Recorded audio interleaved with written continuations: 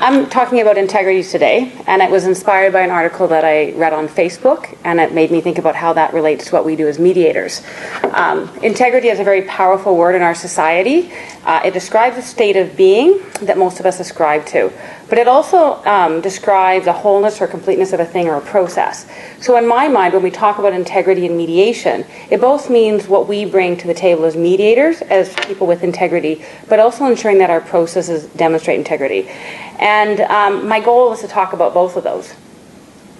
So when we think about personal integrity, we relate that to words like honesty, morality, and ethical behaviors. And in fact, the standard definition is the quality of being honest and having strong moral principles and a moral uprightness. And it's easy to think about that that's what we want, but then how do we demonstrate that as we get into our mediation process?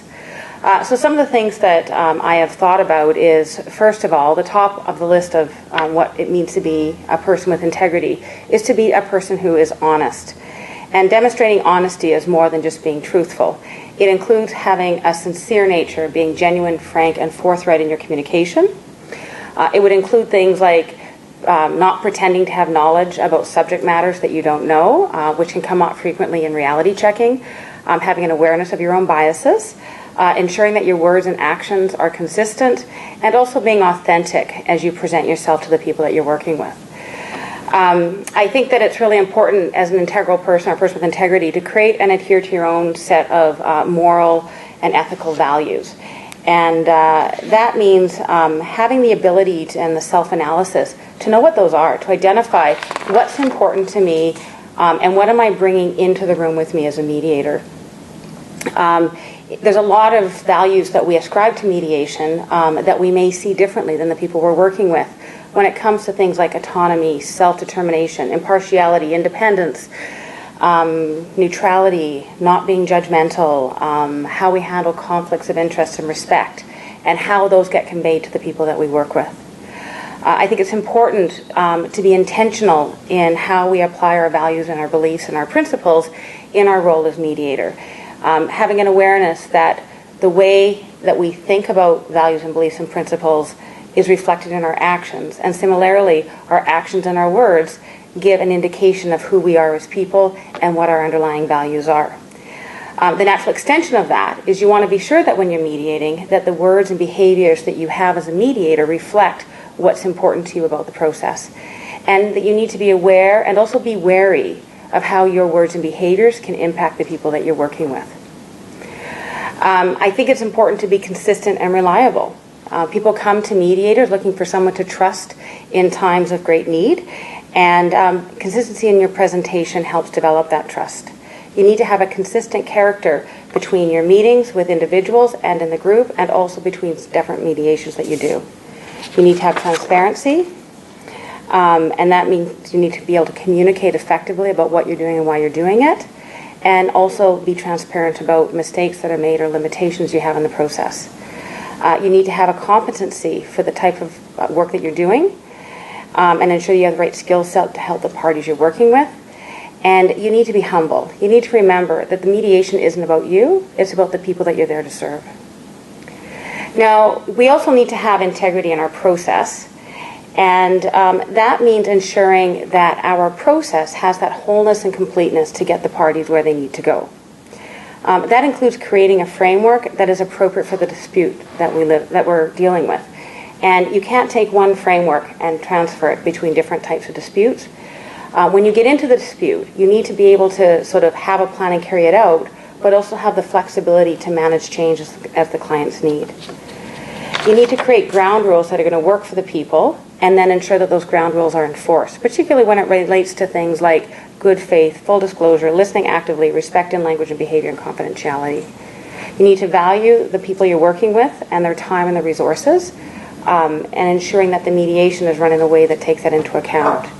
You need to ensure your process is fair and that you complete what you begin. So make sure that you carry out your promises around neutrality. Make sure that when you start the process, you understand you're in for the long haul. And if for some reason you can't be, that you have a safe exit route for yourself and the participants. And you want to ensure that you review your process from time to time and ensure that it continues to meet the needs of your clients. And I think that's my 5 minutes. There you go.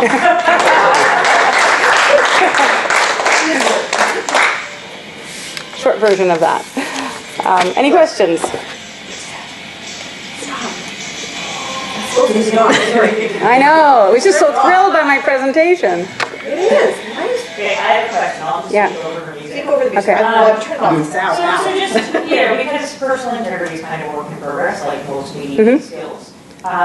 What is sort of the stuff that you see where it's like, where you are like wondering if you're on the line, like personal practices you have for being like, oh, I could have done better here. Can I get you to repeat questions, Jen? Okay, so the question that I'm being asked is that personal integrity is something that we grow and develop, and that's, I think, one of the hallmarks of having integrity is your accountability is that when you get new information, that you actually question yourself and say, how does that apply, and be willing to change your beliefs as you grow as an individual and with people. And I think that, I think for me sometimes where I find I struggle with probably the integrity is on the confidentiality piece. So I go into mediation and I tell people this is confidential if you want to share it outside that process. But sometimes as mediators, we need to be able to go back and reflect to other people about what happened so that we can develop our skill. And so that becomes that line of, I've committed to all these people, I'm going to keep it confidential, but on the other hand, in order to continue to be the best professional I can be, I need to be able to share that, whether it be to develop skills or sometimes just to dump, that you deal with some really sensitive subject matter you just need to process. Is that kind of what you were asking? Yeah. Yeah. Anyone else? You do have a minute now. Yeah.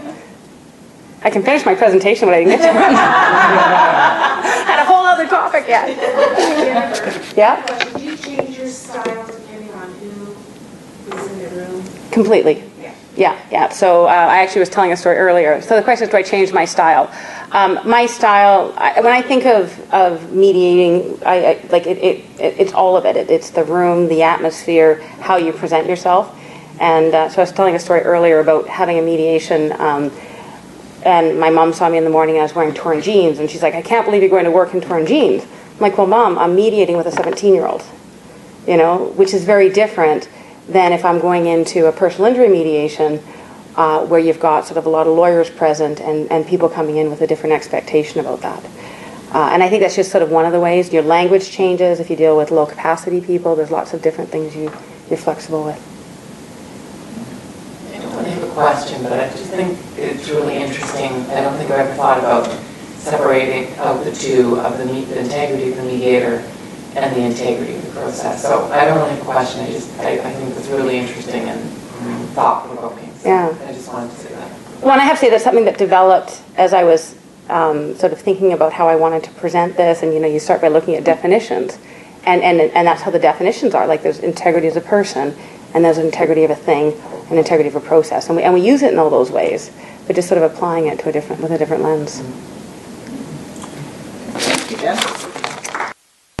What I get to was my final point, which is what are the advantages of demonstrating integrity in your person and in your process. And I think the primary advantage is that you build trust with the people that you're working with. And the development of trust in the context of a mediation is a predictor for a better outcome for everyone involved. So you're going to have a better process if you are able to proceed with integrity. Secondly, it creates a positive experience for your clients. So even if they don't resolve their dispute in mediation, they come out feeling that they've had a good process and satisfied with what they've come through. The third advantage of operating with integrity is that you're able to build a reputation that way, particularly if you're seen as being consistent in how you manage your mediations. Often we mediate in an environment where we have regular players in them, whether they be lawyers, social workers, counselors, whatever it might be, regular referral sources. So by having integrity in your process, in your person, being consistent in how you manage those, it does allow you to build a reputation, and that ideally is going to lead to referrals and increase your business. And finally, I think that working with integrity builds your own personal sense of self-esteem and gives you far greater job satisfaction than if you don't do that.